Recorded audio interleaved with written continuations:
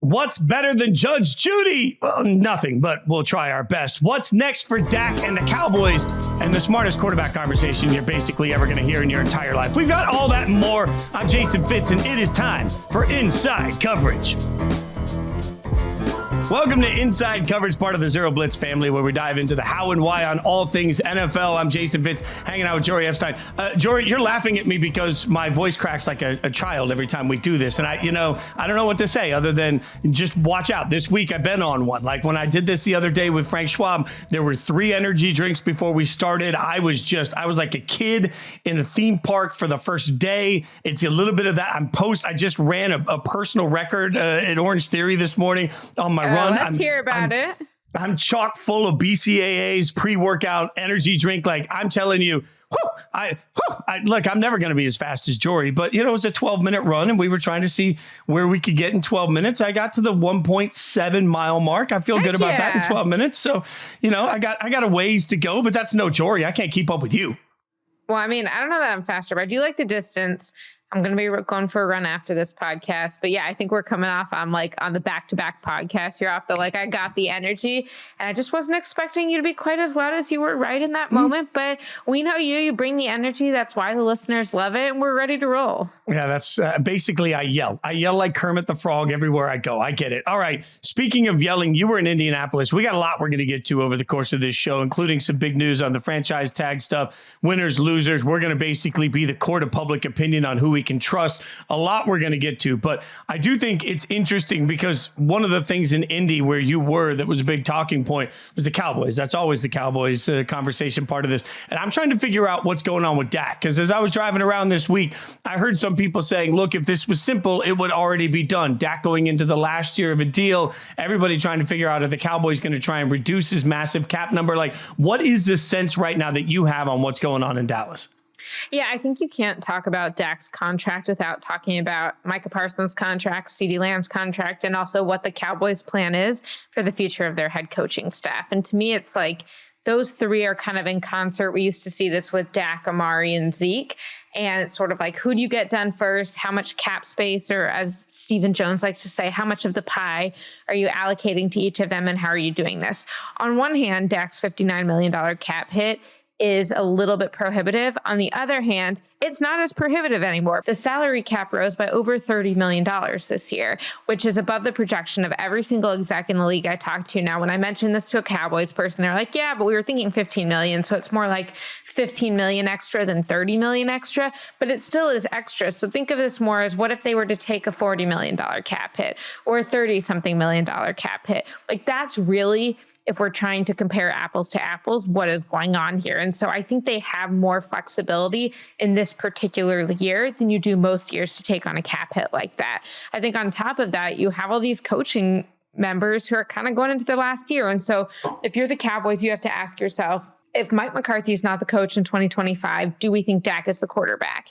If the Cowboys don't make a playoff run this year, do we think Dak is the quarterback? Now, I would make the argument that with quarterbacks and head coaches, if you're going to get rid of them, you should have a better option you feel like you can get. And I feel like at quarterback, you're not getting a better option in the next 5, if not 10 years.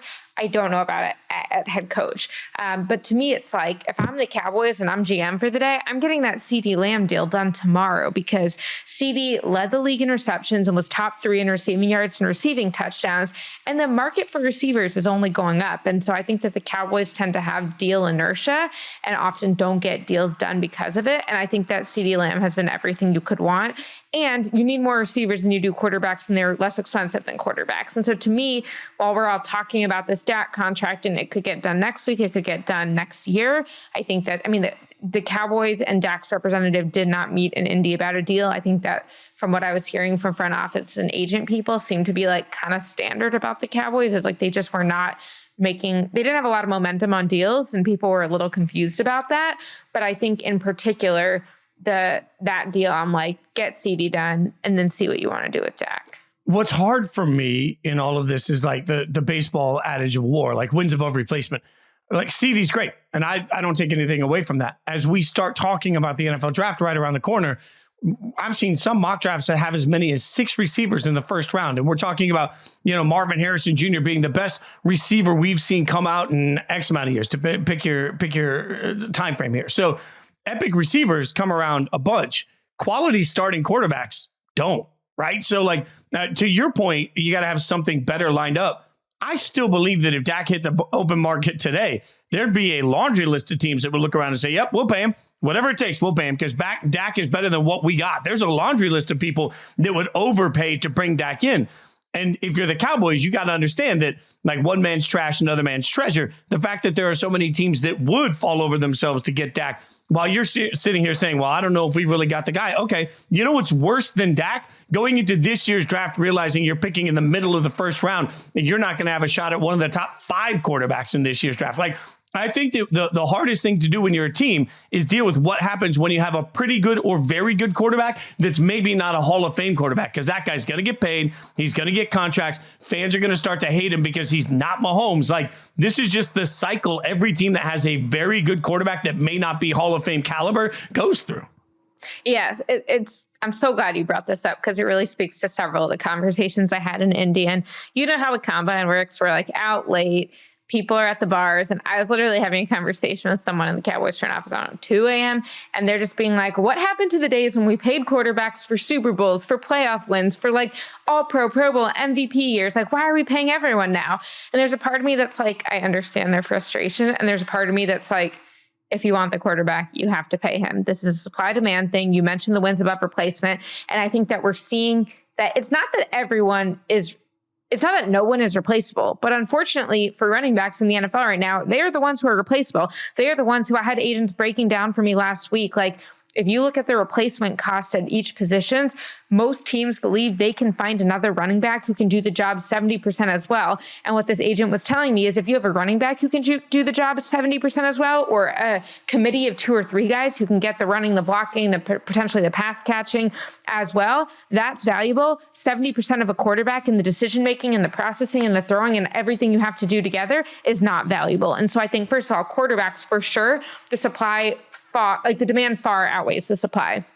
Running backs, the supply outweighs the demand. And receivers is the interesting one because while I do agree with you that both at the college level and even the free agency market's not bad this year, there are options out there. If you look at these teams who are often in 13 personnel, they need 3 of them, not one of them. And so I still think that in an ideal world in today's NFL, you probably want to build a roster where you have one guy who you develop. He's got great chemistry with your quarterback. He's proven commodity who you can go to in the biggest moments, like a CeeDee Lamb, and you pay him.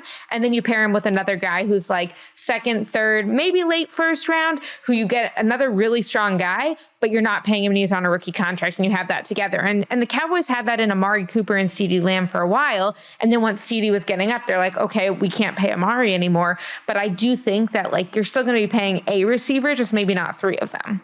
Isn't this in some ways what the Vikings are dealing with as we speak also? Trying to figure out what the appropriate value is for Kirk Cousins. And I hear Vikings fans all the time, just absolutely they just want to give grief to everything that Kirk Cousins does. But then I'm driving around in the car and I hear national radio people that I think are smart and quarterbacks that played the game telling me that Kirk Cousins is a top 10 quarterback in the NFL. So what's a top 10 quarterback worth to you when it doesn't actually result in wins? The Vikings haven't won enough games to really justify continually paying Kirk Cousins a ton of money. But if they don't pay Kirk Cousins a ton of money, are they really going to get better at the quarterback position if all of a sudden they're drafting this year the 5th best quarterback in the NFL draft? That doesn't feel to me like a recipe for success, right? So this is where you're damned if you do and damned if you don't. There's just a moment of, hey, he may not be great, but he's better than the options on the street. So do you go ahead and pay Kirk Cousins, or do you let him walk to some place like Atlanta? And even in Atlanta, are you willing to pay $40-50 million for a good quarterback that just simply hasn't resulted in great wins? This is the hard spot that so many teams are in right now. Yeah, and I'm so glad you mentioned the Vikings in particular, because I went down, or up, I guess at the time, I went up to Minnesota right after the Vikings hired general manager Kwesi Adolfo-Mensah, and we kind of had this conversation about where his philosophies were. This is, 2 years ago now? And he was taking me through what he believed is the threshold of championship caliber talent, and this sort of idea of who do you need and how many of them do you need to be able to win a championship? And it's like, do you need Pro Bowlers at certain positions? Do you need 15 Pro Bowlers out of your 22 main guys on your roster? Do you need a Pro Bowl quarterback and a Pro Bowl pass rusher, but maybe not a Pro Bowl linebacker and a Pro Bowl running back? And there's this whole idea in roster building and roster strategy planning of like, if you don't have the right guys, diluting yourself is the worst thing you could do. Are you right above the threshold or are you right below it? Do you believe you're right below it, but with the coaching you can maybe get above it? How do you go about that? And so I think that both because of the guys they have in the room and because of the very different cultures between the Cowboys and the Cowboys and Vikings might believe they're at different places in terms of that roster building journey. I agree that Kirk Cousins is one of the better quarterbacks. I think that's also why Kevin O'Connell would be thrilled to have him back. But if you're the GM and you're saying like, he'll give us good quarterback play, but is he going to be enough? Like, I was brought in to find the guy. Then I think that that's kind of where you end up having a little bit of a different, I wouldn't say a different priority, but I think you might rank your priorities a little bit differently even at the head coach and general manager position. I think what happens here too is we glorify the concept of the draft pick. Across the, like, everybody feels like they're going to get the next Brock Purdy. And I just pulled it up. If you look at quarterbacks drafted in the first round over the last 5 years, Kyler Murray, some people think there's still questions about in 2019. Daniel Jones and Dwayne Haskins were the other two in that draft in the first round. We know how that turned out. Then you have Burrow, Tua, who people still question, Justin Herbert and Jordan Love that we didn't even know until. So 2020 was great. But then the following year, Trevor Lawrence, Zach Wilson, Trey Lance, Justin Fields, Mac Jones. We feeling good about those. Kenny Pickett, Desmond Ridder in 2022. Even last year, Bryce Young, who knows, right? So I think what happens is it's a combination of when we see a quarterback come in and play really well, but it doesn't result in Mahomes-like results, then everybody starts to say he's a bum. So then you think all of a sudden, well, you know what? I'm going to be single again. I'm going to go out. I'm going to date, and I'm going to find somebody even better. And then all of a sudden you download the apps, you start swiping, you're like, oh, trash, nope. And guess what? They're doing the same thing to you. They're like, nope. Like, we just presume that love is around the corner at every single turn. And it really isn't. Like, there is, I don't want anybody to settle here, but I also think like the Vikings and Kirk Cousins maybe settle, run it back. Like Dak and the Cowboys, just shut up, figure out the contract and keep running it back, because both of you are getting exactly what you deserve. You're getting very good production and you're at least in proximity to be a very good team. Yeah, no, I think you make a good point. Like, really understanding where you're at, what your options are, and like, is the grass actually greener on the other side? Is something that people need to keep in mind. I need to stop watching Love is Blind. That's what I really like. I feel like every show this week I've made a Love is Blind analogy. I haven't seen the last 2 episodes. I just got to stop. I got to get away from reality shows. Obviously, the franchise tag came and went over the course of the week. Not a ton of true surprises, but there are some winners in all of this. You could argue there are some losers in all of this. I think realistically, when we're talking about winners, Chris Jones has wanted to get paid, right? Like, we all understand he wants to get that massive bag. He wants to be Scrooge McDuck. And I don't fault anybody for wanting to roll in a bed of silver coins. I do wonder for Chris Jones, we're going to find out quickly when free agency opens. Every athlete's different. What's your motivating factor? Because he's going to get more money somewhere else than he could have gotten in Kansas City, all likelihood. Will he get enough extra to justify going through being on a team that sucks? Because there's maybe Chris Jones ends up somewhere where he's winning a Super Bowl. But realistically, if he goes to a lesser team, was it worth the extra $4 or $5 million if all of a sudden you're winning 5 games instead of on Mahomes? I don't know. Chris Jones, his bank account's going to win, but I'm not sure what happens with Chris in a year. Is he really happy? I'm glad you mentioned Chris Jones, because when I did winners and losers from the trade deadline this week, I actually had Chris Jones on the winners, although I'm not sure I totally agree with that now, and then 3-peat dreamers on the losers, like the Chiefs are the losers. And I think what we're kind of seeing with this Chris Jones situation is what the NFLPA report cards told us last week, which is that the Chiefs ownership is not necessarily willing to invest what a lot of people would say they should invest to get where they need to go. Now, they lucked out into Patrick Mahomes. They lucked out, and you could have questions about the agent representation on this part, into Patrick Mahomes' first mega extension that he gave them. But they're really not investing in the way that a lot of teams are, for the facilities and for the roster as well. And so I think you sort of have this situation where they're not saying, let's bring him back at all costs. Chris Jones, like the Aaron Donalds, like the Nick Bosa's, like, these guys know they're the best at what they do. And so they want their money, want to get paid. And then you reach a sticking point. I mean, remember, Chris Jones didn't play the first game of the last of last season, which was a loss to the Detroit Lions because of this contract dispute. I don't think that Chris Jones has a better chance of winning elsewhere, but I think he's going to want to get market value. I think what I struggle with is, to me, this is not the same situation as letting Tyreek Hill go. Now, Mahomes needs more help at receiver this year, I think, than he had last year. But I think that this past year, one, Mahomes is going to be able to patch up a lot on the offense. But they did that in part to win games because they had a really strong defense that in Spags we trust. We've all seen the shirts. And they have this defense that was really like one of the best, and allowing Mahomes, elevating a subpar cast around him to be what you need. Mahomes isn't playing defense. You can't just like keep the other guys and expect Chris Jones to be replaced. And the other thing I'll say is, I was talking to a defensive assistant on an AFC team at the combine, and I was trying to like work through Micah Parsons. And I was asking this coach, like, okay, Micah seems to be like great sometimes, but the Cowboys haven't done anything with it. How would you factor that in when you pay him? And this coach was telling me like he believed that Micah was a Hall of Fame player when the Cowboys were winning and when things were easy, and an average player when they needed him most. Like he wasn't making those game-changing plays. And so you have to really consider that when you're considering his contract.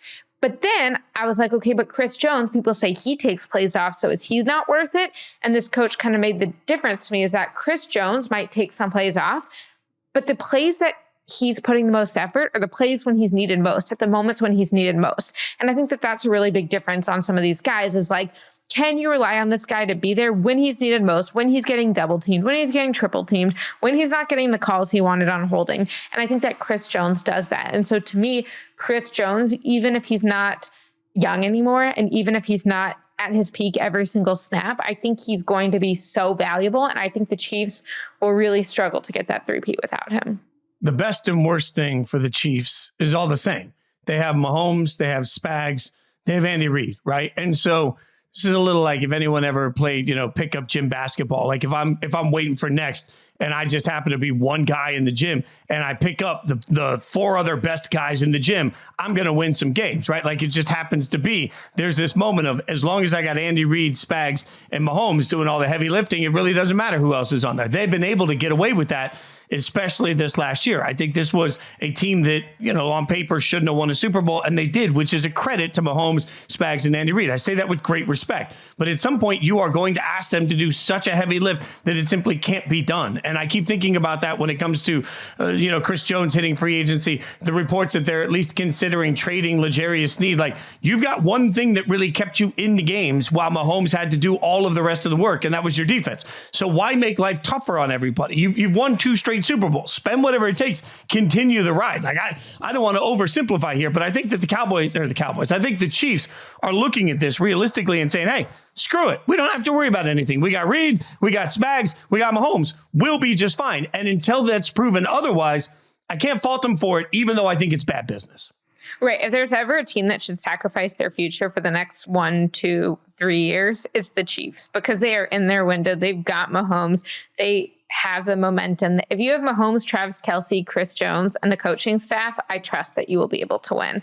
And so I think you losing one of those 3 pillars, and the only one of the pillars who is on defense. And again, I was at the Super Bowl this year, as we both were, and after the game, we're interviewing these players, and everyone's talking about how, like, the guys who spoke to the team the day before, Patrick, Travis, Chris, like the guys who are the heart and soul of the team, the guys who are also the best players on the team, Patrick, Travis, Chris, like those are the 3 guys they need to be really investing in. All right. So when you talk about winners and losers, I know you also had the Bucs or Bucs fans as winners. I kind of love this. I mean, Mike Evans returns, which to me was a big statement. I'll go back to that Super Bowl, talking to Baker and talking about how comfortable he was in Tampa Bay. Mike Evans' agent made it clear he wasn't going to sign somewhere unless he liked the quarterback and thought they had a chance at Super Bowl. Super Bowls feels a little aggressive to me for the Bucs, but they really had 3 questions: Winfield, Evans, and Baker. You got 2 of those done. It's got to mean in my mind that Baker's coming. Like, I keep hearing all these reports that everybody else is bidding on Baker. I don't see why Evans would have signed early with the Bucs if he didn't believe that his quarterback situation was going to be secure.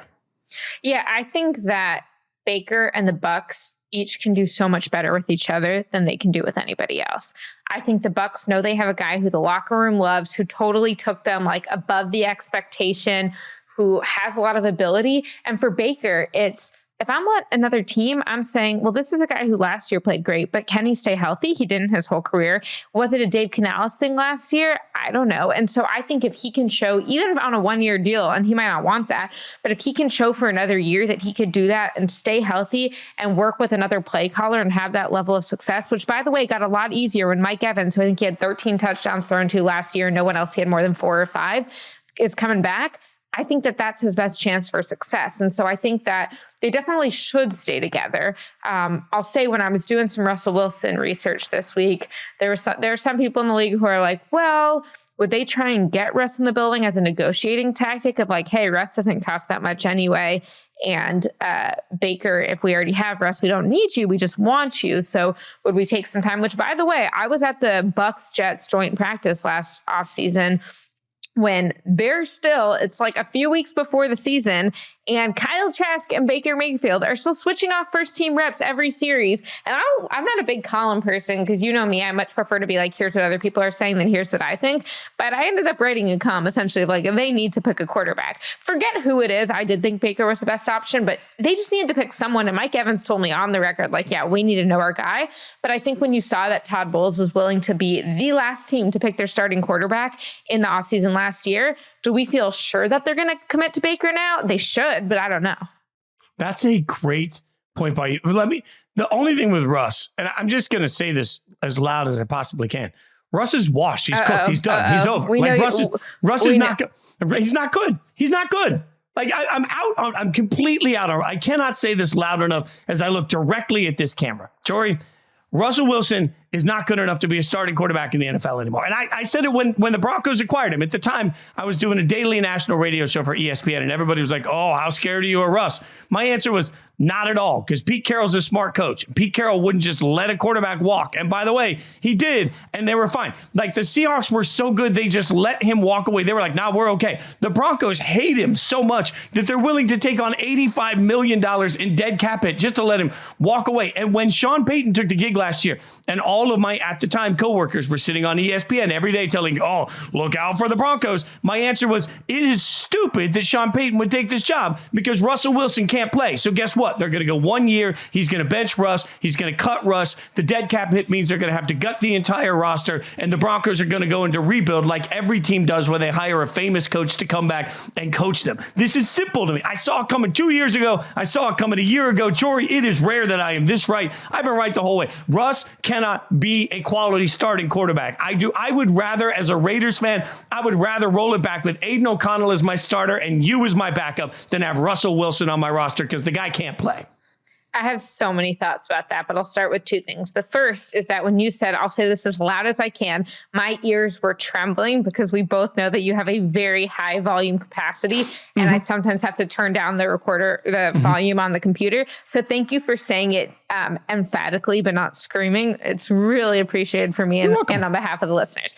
Secondly, before I get into my argument, what would you say is the most important metric, like if you're just taking one stat, I know there's all sorts of things by which to judge a quarterback and if they're having success? The most important metric, I don't know off the top of my head, yards per attempt maybe tells me if they're pushing the ball down the field while they're actually doing anything, or are they just getting the ball out of their hands quickly? Okay, that's not the one that I would say is the most important. What would you say? How do we tell how efficient a quarterback is? Oh, like QBR? Is that where we want to go? Rating. Yeah, so without looking, where do you think Russell Wilson last year ranked in passer rating? Probably, I would say near the bottom of the upper third, like 12th, like 10th through 12th, somewhere in there. Okay. He was 8th. Okay. You can't be 8th in passer rating if you just don't have anything left in the tank. Do I think he's what he used to be? No, I don't think he's what he used to be. Do I think that like a team with a top 10 quarterback locked in should go chase him? No, but I think he's got something. I think the best situation, and again, when I was talking to these quarterback agents this week, they were all like, well, if I'm Russ or if I'm Russ's agent, my goal is to get him in a place where he has the best chance to start, the best path to a starting opportunity, because this isn't about money. The Broncos are going to be paying him, so he will play for the $1.2 million veteran minimum from whatever other teams that the Broncos are responsible for the rest of his salary. So this is really about his opportunity. And I don't think you should give him no competition, but I think this is the type of thing where whether it's in Las Vegas or somewhere else, you have Russell and then like a late first round draft pick who you're developing behind him. The other thing I'll say is, I know you're talking about some guys with Super Bowls under their belt and Pete Carroll and Sean Payton and all of that. And I do think the Seahawks make the right decision. But Sean Payton, do you really think that he's got the, like, you're still finding him a credible runner of a team? I think he's an incredible coach, incredible scheme guy. But I just think he came in and was like, I didn't make this decision, then it's out. Like at some point, and I would love to be proven wrong because it will be so much fun because you know that he'll run his mouth and tell us about it if Sean ends up having a good team this year. But how is he going to have a good team this year? He isn't. I think it's so. Time Why are you saying like if Sean knows that Russ is out, like why are we believing him? Well, I don't believe much about Sean Payton, and I'm not a big believer. Like, look, the way we talk about Belichick without Brady is the way we're going to be talking about Sean Payton without Drew Brees by the time this whole experiment's over. He's going to be a 500 coach for the Broncos for the next 4 or 5 years and then ride off into the sunset. And then we're going to have a real conversation of was it Payton or was it Brees, when realistically it was the two of them together. It's the combo that really made it work.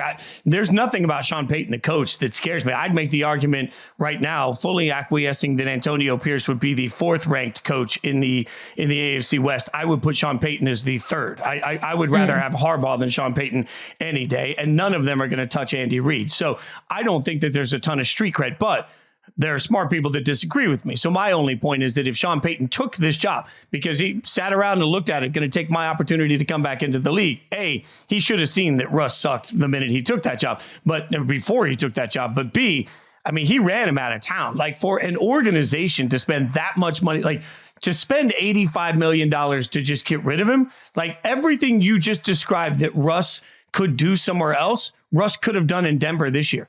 They simply could have said, we're going to take your quarterback and we're going to make you compete for it. They chose to spend $85 million to not let him do that because I think he's just that saccharine in a locker room in a way that people don't buy. That's why I don't think there's any chance he goes to the Raiders, because Antonio Pierce and Max Crosby, his personalities, are never going to look at Russ and be like, Bronco country, let's ride. Like, that just ain't going to work with any of them.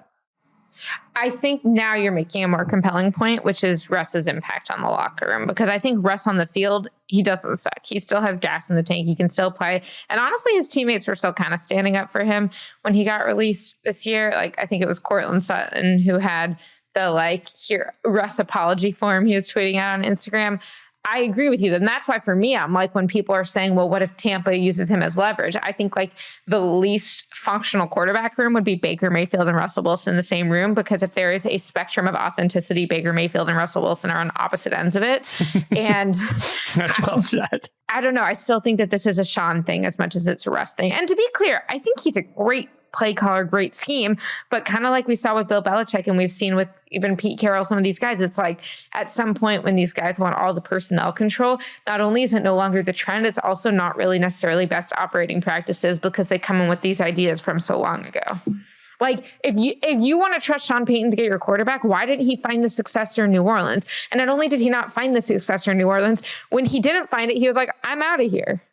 That is such an under talked about portion of this. Like, he could have stuck around and tried to figure out what was next in New Orleans. He didn't. And now they're going to be sitting at 12 trying to move up. And everybody's going to say whoever he picks is going to get so much benefit of the doubt because they're going to say, oh, it's Sean Payton. The same way they said Sean Payton can fix Russell Wilson. Now, as we talk about losers, I would argue that Russell Wilson, obviously a loser here. But the Broncos are also a loser, right? Like $85 million in dead cap space. And now we've seen the gutting of the roster continue as they go into rebuild mode. Again, I don't think this is unheard of. Like, when legendary coaches come in, it feels like they spend the first year trying to suss it out and say, okay, what do we got here? And then inevitably they say the roster's not where we thought it needed to be. It's going to take us longer. We're just going to gut this thing and figure out how to compete long term. That's what the Broncos are doing, which makes this all a loser situation for them, because I think they sold the fan base and the media when they signed Sean Payton that it was going to lead to Super Bowl contenders. So I would put the Broncos also on the loser list out of this so far. Oh, yeah. I mean, they're definitely on the loser list. And I think George Payton definitely on the loser list. So I think Sean Payton's coming and be like, these moves that you, my GM, made, I disagree with them. And I'm going to get rid of Randy Gregory. I'm going to get rid of Russell Wilson. I'm going to totally retool this. And we'll see who's still got a job in 3 years. Running backs also losers. I know you mentioned this earlier, but Let me say something, Jory, that feels icky as a human being, but smart in football terms. And there's just no nice way to say this, but like the smart thing to do with the running back is to draft a running back, churn and burn every single mile you can off their legs. And when you get to year 4, if you are just in a desperate place, maybe franchise them once if you really need to, because you aggregate that over the course of the 5 years. The contract doesn't really add that much over the grand scheme of things. And then you get rid of them. And it's hard to walk away. Like, I would love to see Saquon back with the Giants. I'd love to see Josh Jacobs back with the Raiders. I'd love to see Derrick Henry play his whole career for the Titans. But it just doesn't make sense for any of those teams. The right thing to do is to run your guy into the ground. And then when you've gotten every drop of the juice out of him, you just go draft somebody else. It's icky as a human, but right in football sense.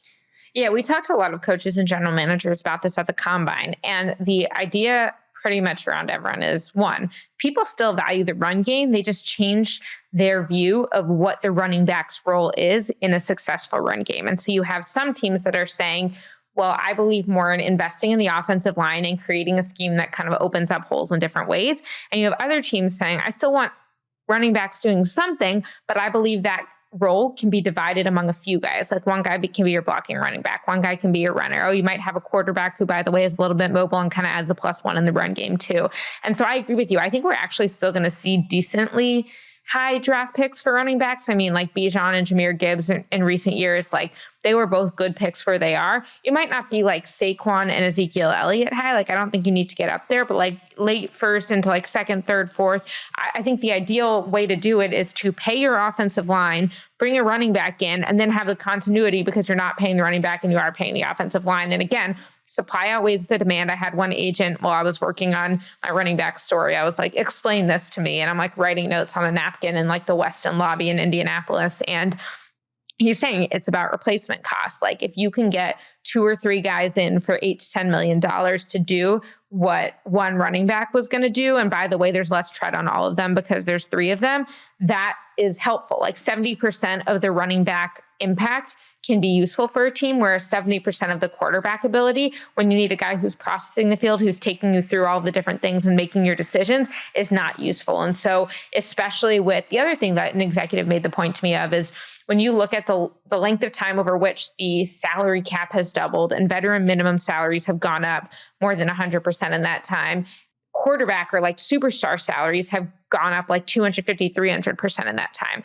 Well, someone's going to have to suffer. And so like, if you're paying these guys top dollar and you're paying them top dollar no matter what they've done, then you're not going to be able to pay everyone. And guys just don't feel like they need to pay the running backs anymore. I mean, look at who's on the market right now.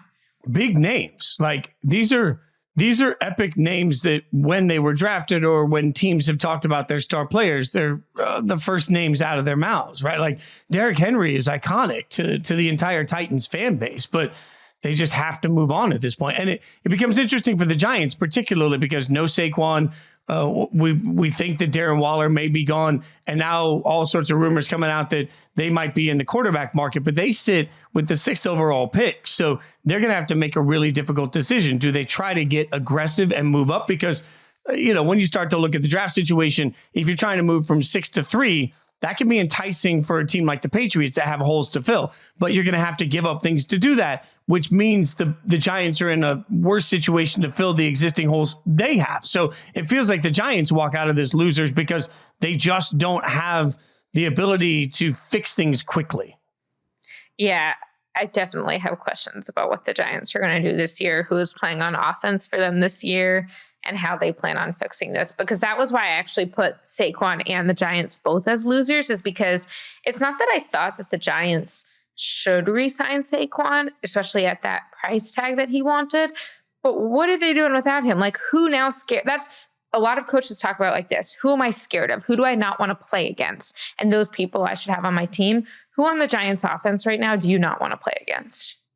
That is... So Harry Douglas, my one of my closest friends, always said that the first day of installation for the Falcons, they did a plan for what were called game wreckers. And so the whole thing is the first day of installation was, who are the game wreckers? At one point, he told me that I never knew until I worked with him for a year, was that if you don't have any game records that have to be accounted for, the entire week of prep is different. The amount of time you spend looking at other things gets different. So from an offensive standpoint, they would look at the defense and say, who are our game records? Conversely, the defense would spend all day. And he said he would spend time in the defensive meeting rooms talking to them about wide receivers on other teams that are game records. Hey, look at this and focus on that. They helped each other. If you don't have any game records, you've made the entire process of prepping for you easier for the other team. You make a great point that a year ago right now, Giants fans were excited because they thought, hey, Daniel Jones is coming back. It's going to be great. We got Saquon on a deal and Darren Waller's coming in. That gives us game records all over the place. I even liked Hyatt as the draft pick, the wide receiver. It gives you game records everywhere. It turned out that none of that is true. And now you see here a year later, and you've gone from feeling like, hey, we can wreck anybody to feeling like you're not a threat to anybody. That's a much different mindset to be going into the offseason. I think like, hey, we could be sitting here in a couple months being like, oh, they've got Roma Dunze. Like now we're concerned about the Giants offense. Like Daniel Jones is someone who we trust to throw to these guys. So like it is a little bit early, but we don't have free agency yet. We don't have the draft, but I still think that there are too many holes for the Giants to be able to fix much less all of them. Well, one of the holes that they may have could be at the quarterback position, which brings us to what we are going to do next. All right. It's time for a little trust court. We're going to break down who we can trust and why when we come back. It is time to play a game. All right, Jori, again, I said I was on one with Frank Schwab, and I feel like Love is Blind has been too big a part of my lexicon lately because I reference it all the time. But also, the world should know that my guilty pleasure, like watch all day binge thing, is definitely the original Law and Order, like not any of the SVUs, not Criminal Intent, none of those. The original Law and Order, I can proudly say I've seen every single episode ever made multiple times. But like if I'm just sitting around the house and there's nothing to do, I turn Law and Order on in the background while I'm doing whatever I do. I just love it's good background noise. So I feel like the other day on the show, Frank and I were going through the interrogation process of some rumors, and I channel my inner Law and Order. Now we get to go from channeling inner Law and Order to channeling some inner Judge Judy. Also a good guilty pleasure, just watching Judge Judy. Although, like, Judy, I love you, but in the most recent commercial, she's had some like serious work done. Like her forehead no longer moves. Like she's making faces and yelling at people. Like nothing works. It's just stoic face. So, that's okay. That's okay. To each their own. Beauty in the eye of the beholder. We're going to channel some Judge Judy here and do the court of trust. We're going to be the judge and jury on if quarterback needy teams have a real plan they can execute. Do we trust them to get it done? Get her done if you're in the South. Let's go in no particular order here. We'll start with my beloved Raiders. I can't imagine why. All right, so the Raiders walk into this offseason with Aiden O'Connell as their current only real quarterback option. They go into free agency. Here's where it's interesting, Jori, and here's where the trust issue comes in. Because I just said earlier, I don't think Russ should even be part of the conversation. The Raiders do not really control their own destiny. They pick at 13. The only way they're going to be able to get a top quarterback that they seem to covet would be to trade up. But they can't necessarily make anybody want to trade with them. So I personally, if I'm sitting on the jury, do not trust that they'll be able to address the quarterback situation, because if they're going to trade up a ton of assets but won't know that till draft night, they have to really sit out free agency. So that means they're going to go into the draft hoping they can execute a trade. That's easier said than done. What happens if you get into the draft and the Patriots decide that they just want to sit there and take their own quarterback at 3? All of a sudden, you're sitting at 13. You're taking best player available. You don't even get a quarterback. I don't trust him. Okay, so I don't trust that the Raiders are going to have a great answer at quarterback in 2024, but I trust that they're going to put the pieces in place, take a little bit of time, be not patient to do well, but patient to get all the way there to have a quarterback in by 2025. I know you don't want Russell Wilson. I know you think that there's questions with him and Antonio Pierce. I actually think both of their positivity might work a little bit better than you think it does. And I think if he's got Devontae Adams and the two of them are on board, like you're going to get other guys on board. You could still have Max Crosby being a leader on the other side of the ball. But I think give them rest this year. Give them a quarterback who is not going to be ready year 1, but will be ready year 2. Have Russ be your bridge guy. He comes in. He's with Luke Getsy. I think that Getsy is kind of like some of what he did with the Aaron Rodgers type stuff. I think he can do with Russ. And I think that I trust them by 2025 to have an answer. I'll take that. Look, if Russ is a stopgap that while Michael Penix Jr. is developing, I'm not going to be as mad about that. And I'll admit my hypocrisy right now. If Russ is signed by the Raiders, it'll be in Russ we trust, and I never doubted it. You mentioned Luke Getsy, which makes me think of the Bears. The Bears have the top overall pick. We all presume it's going to be Caleb Williams, but here's my question. Do you trust the Bears to get this entire situation right? So whatever they're going to do with Fields and whatever they're going to do with the number 1 overall pick. The funny thing is, I do, but I think I'm being stupid for trusting them. I trust them because what I think is so different is like they went for Justin Fields and they did not put the infrastructure around him. Think about how different a team Caleb Williams is arriving to than Justin Fields. He's got DJ Moore. He's got the offensive line. He's got different pieces in place. Like the defense is way stronger than it was then. Like he is working with so much more that I think will help him. Now, I think still, just generally, the hit rate on first-round quarterbacks historically is not good. And so we shouldn't assume anyone's like a lock. But I think when you look at his intangibles and you look at the group that they brought in, I actually do trust them to get it right this year. But then you look at the Chicago Bears and it's like the same way I was talking about the Cowboys and how like, will they be able to ever get over the hump? Like, will the Bears ever be able to get a quarterback in? But all that said, despite my better judgment, I trust them. So I'll tell you why I trust the Bears. I agree with you. I trust the Bears because they anticipate it this time. Like nobody thought Justin Fields would be sitting there in the draft for them when they drafted him, right? It just was one of those, oh my God, the quarterback's here, let's take him.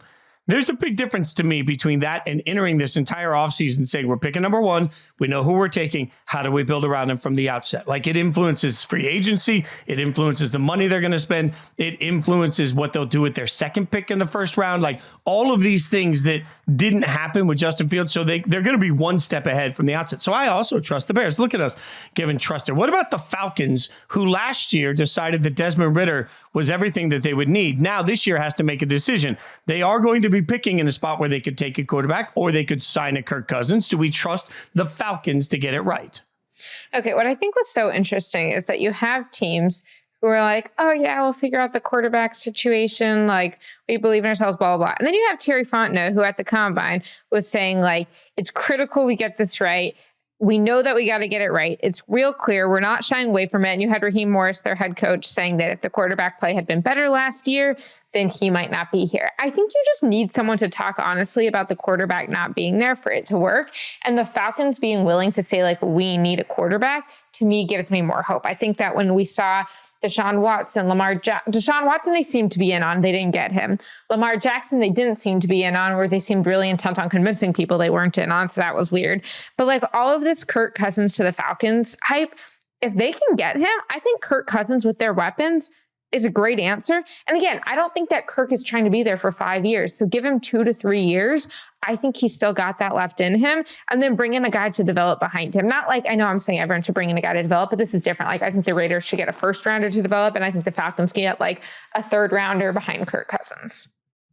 Part of what I love about that is Kirk as a personality seems like the type that would be willing to be a leader in the room for that. That's part of it. The other thing too is we talk about Kirk Cousins, and I've heard a lot of people talk about how well he's coming back from the Achilles injury at his age. You can't expect him to be any good. I would just then caution, if we're going to say that on the one side, don't we have to say that about Aaron Rodgers, who's older on the other? Like, I think it's laughable how many times I'm hearing, well, the Jets are going to be Super Bowl contenders because they're getting Aaron Rodgers back. And then I hear, well, nobody should want to sign Kirk Cousins because he's coming off of a torn Achilles. Did I miss something? Like the scales of Lady Justice here in our jury deliberation room would tell us that both guys are coming off of significant injuries and they're both at advanced age. So let's just have one standard. So if I believe that Kirk Cousins can come back, here's the reason I think the Falcons can get it right. And I trust them. Because they can be aggressive and try to get Kirk. If they lose that situation, they then still have the time to be aggressive and move up if they need to in the draft. You know, that to me gives them a little bit of grace. More than one swing. Yeah, and I think you're right. They're in a win-win situation in the fact that they have some weapons that are absolutely incredible that would be great with Kirk, but also would be great in helping a young quarterback develop. To me, the Falcons are in a little bit of a win-win situation as long as they can get a quarterback they love. The only time you become a loser in this is if you stay where you are in the draft and you panic and you draft somebody that you don't really love, but you just need a quarterback. So all of a sudden you're taking a guy that you shouldn't take as high as you take. But I think they can get him right. What about the Broncos? When we're talking about the court of trust, we listed them as a loser earlier, but realistically, they're picking 12th in the first round of the draft. They don't have a lot of money to spend, so I can't imagine that they're going to go out in free agency. Do we trust them to be able to figure out the quarterback situation? I do not trust the Broncos to be able to figure out the quarterback situation. And not only do I not trust them, but like to give you a scale of who I'm trusting, the Raiders I trust to figure out something for a year from now. I don't trust the Broncos to figure out something from a year from now. I just think that if Sean Payton was that good at identifying rather than scheming for the quarterbacks, he would have been able to do it in New Orleans. I think that he's not bringing in a quarterback to a situation that I think is friendly to them. I think they're getting rid of a lot of people. They're going to be saddled with this dead cap space. They're not even going to have the benefit of the rookie quarterback contract to be able to pay the guys around him for the pieces. There is so much wrong with this team. And I think that is going to hamper the quarterback. I mean, you talk about the quarterbacks through history of Eli Manning, I don't want to go to this city. Who was it? Brett Favre? Was he the other one who didn't want to go to the city? I don't know. Football. No, Eli. Who's the other one? Eli didn't want. John Elway didn't want to go to. John Elway wanting to go to a certain city. I don't want to go to Denver if I'm a quarterback because I do not think you're setting me up for success. Yeah, and that's. I think you're right. I think the hardest part is that you'd be using a rookie quarterback to try and dig you out of your debt. And that just doesn't feel like a smart way to do anything. You're putting so much more on that young quarterback and asking that quarterback to do so many different things. That being said, if the Broncos just stay where they are, if they don't have to give up future draft equity, that's the other part of it. When you're paying as much out of pocket for the next 2 years for some of these salaries they're dumping, what you can't give up is future equity because you need draft picks to be able to fill out your roster. So I think part of the problem with the Broncos plan is that the only way they could really get the quarterback answered is if they get lucky and one falls to them. And if somebody starts to free fall all the way down to 12, there are going to be teams that try and move up to get ahead of them. So I think the Broncos are a little stuck. I don't trust them to get it right. The Vikings are a tough one for me when we start talking about trust, because I think as much as we yell about Kirk Cousins and fans yell about Kirk Cousins, we talked about Kirk Cousins earlier in this show, the Vikings as an organization have done a nice job of shutting off the noise. They've been willing to pay Kirk whatever it takes, and they've been willing to run it back over and over again. So I want to give the Vikings trust because they've, I think, been smart and let's say intentional in the way they've handled Kirk Cousins up to this point. But man, this is a real breaking point for all of that. This decision impacts Justin Jefferson. It impacts whether they're in win now mode or rebuild mode. It impacts the next 3 years for the franchise. Right. I know it's tricky because I don't think Kirk Cousins is coming back. I don't know if they're going to have a stopgap for a couple of years. They're not picking high enough to be able to get the guy. They could move up. It wouldn't shock me if they moved up. I also think that, again, going back to what you're bringing a guy into this situation, I think that there is a degree of quarterback success in the NFL that is based on the quarterback, and there's a degree of based on the team around him. And if I'm a quarterback, the same way I do not want to go play for Denver right now, I want to play for Kevin O'Connell with Justin Jefferson, with TJ Hawkinson behind Christian Darrisaw. There are a lot of great guys on that roster to play with. And oh, by the way, Flores has given you a defense that's going to help you out. And the Vikings understand the complications in Kevin O'Connell's offense, which I think is part of the patience. Kirk really opened a lot of people's eyes when he started talking about how many things he has to do in that offense at the line of scrimmage. That speaks to me to why the Vikings have to be patient with whoever they bring in. And the one thing I don't want the Vikings to do is bring in Justin Fields. I think that's asking too much of Justin Fields on top of the number of offenses he's already had to learn, which brings me to the Steelers, who have been rumored around Justin Fields over and over and over again. We give Mike Tomlin so much benefit of the doubt. I almost feel stupid asking this question. Should we trust the Steelers to get the quarterback position right at this point? No, we should not trust them to get it right. You say we give Mike Tomlin benefit of the doubt, but who besides Ben Roethlisberger has he found at quarterback? I trust him to win games despite not having the right quarterback in place. I trust him to run that defense. And I do think Arthur Smith is going to be an upgraded offensive coordinator, which will help. But since Ben Roethlisberger's been out, have you trusted what Mike Tomlin has done there at quarterback? No. Like I didn't like the Kenny Pickett pick when it happened. I don't think Kenny Pickett is a long-term starter option. In fact, I wouldn't be surprised at all because of the Arthur Smith connection to see somebody like Ryan Tannehill head up to Pittsburgh, which is cute for a year, but like Tannehill's had his own health issues going through all of this. He's had a hard time staying healthy on the field. I know he knows that offense and should bring a vet in, but man, you need a patient teacher. You need a good talent evaluator. You need somebody that's going to make sure that the offense is being run the right way. Like, that's why I think the Justin Fields comp is even interesting to me, because what we know is that Mike Tomlin is willing to give quarterbacks a ton of equity in the offense that they run. But man, do you really want Arthur Smith and Justin Fields figuring out the 372nd offense from Justin Fields' career? Like, it just feels like a lot there and a lot of pressure there that would take a level of patience that I don't know that you can have with Justin Fields because of his contract situation. So I feel like the Steelers are sort of stuck right now. Right. I'd want to back up more like a Joe Flacco type in there, because I want someone who's going to help develop Kenny Pickett, who's going to teach him. Ryan Tannehill famously said he is not there to teach the guys in the room. He is there to play. And so I think even though he knows the offense, like, the goal is not to have someone who knows the offense this year. It's to create this sort of development succession plan. And I think that he's not the answer there. Yeah. Unfortunately, this is what happens when you take a first round quarterback and you're wrong, and for the most part, when you take, and this is a message to everybody, every fan base this year that thinks that their favorite team should draft a quarterback. If you get it wrong, you're setting your whole organization back 3 to 5 years. You're going to have to give that quarterback 3 to 5 years to figure it out. Then you're going to have to figure out your succession plan.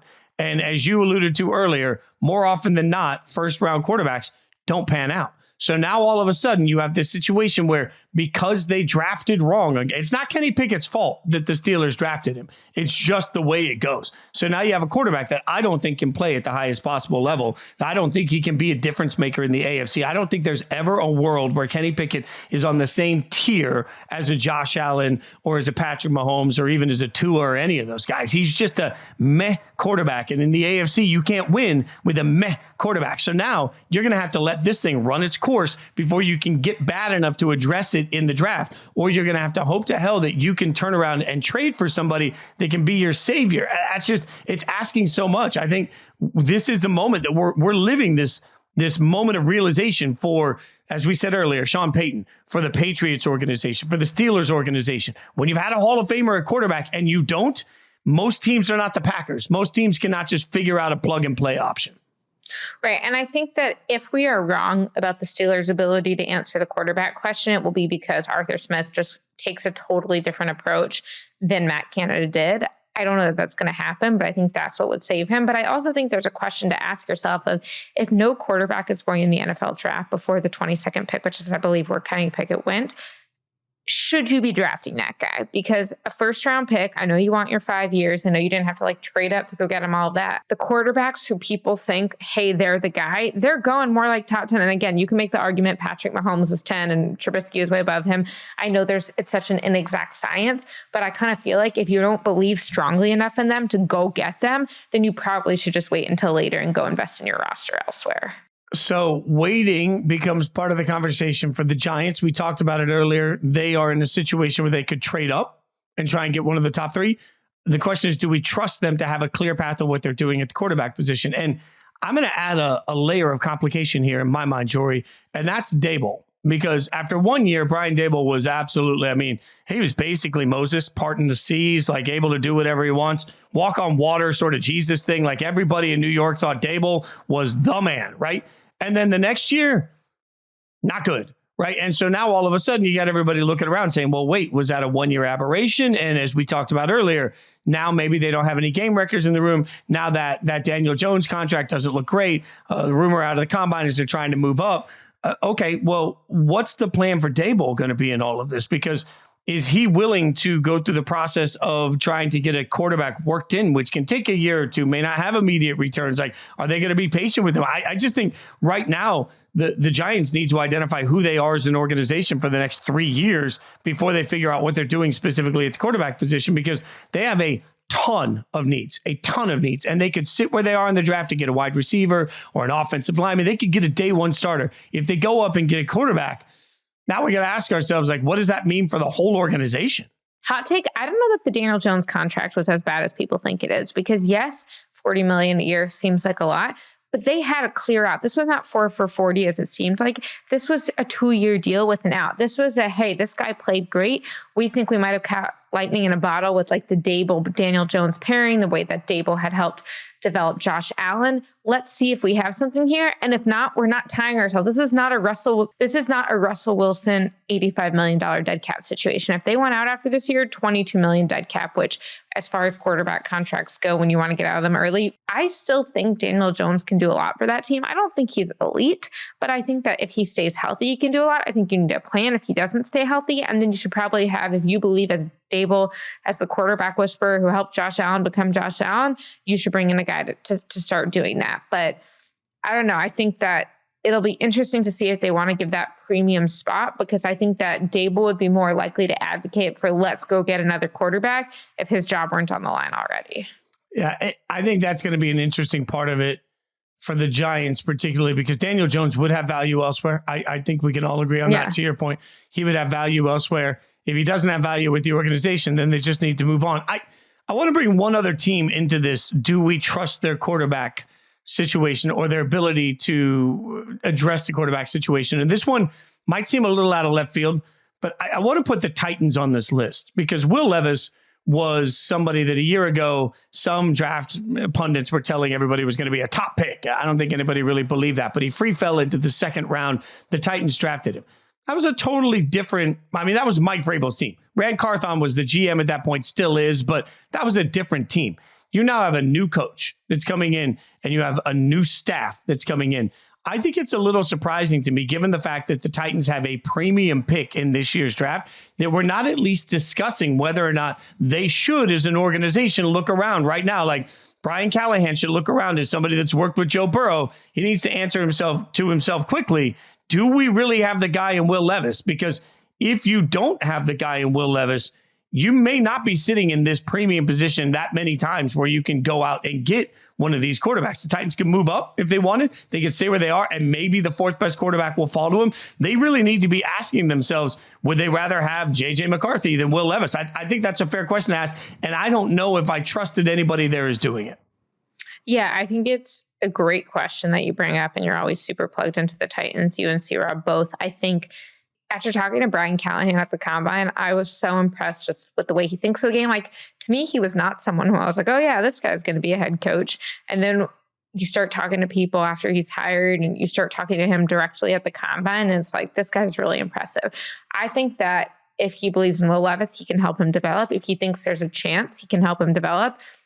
And I think if he thinks there's like a better than average chance, then you can go get a great piece to pair with him at that number 7 spot in the draft. I also think that Brian Callahan is the son of Bill Callahan, who's like a legendary offensive line coach in the league. He's not Jeff Stoutland in Philly, but he's up there.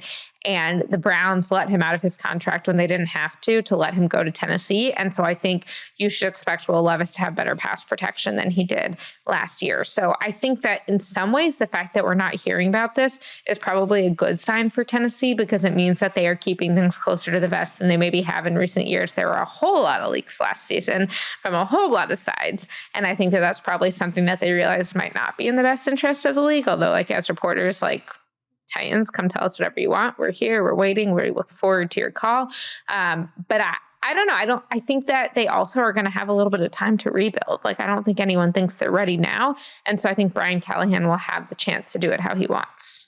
I think the best case scenario for the Titans, to be clear, is that they sit where they are and they're going to have a shot at either one of the best wide receivers in this year's draft or arguably the best offensive lineman. And if I can get a left tackle out of this, for as bad as their offensive line was, if I can get the best left tackle in this draft and plug and play him for the next decade, I'd do that in a heartbeat. But I also would have the obligation to at least be doing my homework to make sure that the quarterback I'm getting wouldn't be better than Will Levis. That's the at least part of it. But I do trust, to your point, I think I trust that the Titans are doing things, because one thing that I do know about the organization is that they're afforded the opportunity to be patient. The fan base, the city, the ownership group, everybody here is more patient than some other places are. So to your point, if they have the chance to get somebody and get themselves a first round pick, like Titans fans are not going to be erupting if they're not contending for a Super Bowl in a year like they are in New York or other markets. I agree with 2/3 of your statement. I think the fan base is patient. I think the city is patient. I do not think ownership is patient. I do not think they were patient when they got rid of A.J. Brown. I do not think they were patient when they got rid of the GM who got rid of A.J. Brown, when then they got rid of Mike Vrabel because of the GM that they hired to replace the GM who got rid of A.J. Brown. I don't think patience is the model there at ownership, but I do agree that the fan base and like the clamor around it is not going to be as much of an issue. I think I would agree with part of that. I also think that there's a level of ownership. There was a moment there where the inmates were running the place, right? Like there was a moment where John Robinson was sort of doing whatever John Robinson wanted to do, the old GM. And then that created, like, I think this is Amy Adams Strunk really coming in saying, I'm tired of all the drama. We're not going to let this place be a high school anymore. And we're going to run this like a real organization. Whether she's right or wrong, I just think there were enough people enough grown ass men acting like children in that room that at some point they're like, if she just walks in and says, I'm done with all of this. That's a good counterpoint. I'll take it. And I just, by the way, implied that Mike Vrabel was a grown-ass man acting like a child. I hope I don't see him on the street because he could squash me with his pinky toe. He is a huge human being. He was in Indy. Well, you saw him in Indy? He was on the streets. He was on the streets. Did you have a conversation with? Vrabel on the streets sounds like it's a fun thing.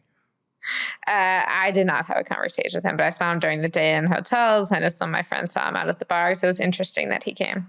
Yeah, well, I think Braves is making it pretty clear he wants to still be around. You know, he's not going anywhere. I will continue. I'm going to die on this hill repeatedly for the next year. I think that there's no job in college or NFL football that will have more pressure this year than Ohio State, because Mike Vrabel for years has made it clear that he would love to go to Ohio State and be the coach. Ryan Day has the biggest name, image, likeness kitty that anybody has ever seen. They put together a massive roster. If Ohio State struggles this year, the boosters are there, going to riot, and Vrabel's going to turn around and get wild, epic, generational money as the savior of Ohio State. That's my way too early prediction.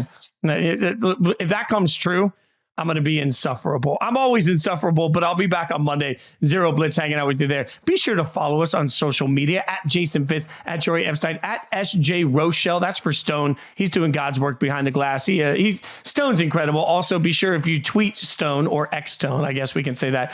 Say hi to Benji, his new Twitter X. I don't know, but Benji's his new fur baby. So be sure to give Benji some love, and in exchange, Stone will make sure that Benji continues to be spoiled. Also, you can help us continue to support Terez Paylor's legacy. It's super easy. All you got to do is go to Breaking Tea, the letter T, breakingtea.com/Terez to pick up the All Juice hoodie or tee. I know they're working on the next All Juice workout there, so be sure to check out breakingtea.com/Terez. You can also support the Terez Paylor scholarships at Howard U and Mizzou directly. In the meantime, rate, review, subscribe, tell your friends, tell your family, tell your enemies, tell everybody to hang out with us every single week. We'll be back next Thursday with more inside coverage.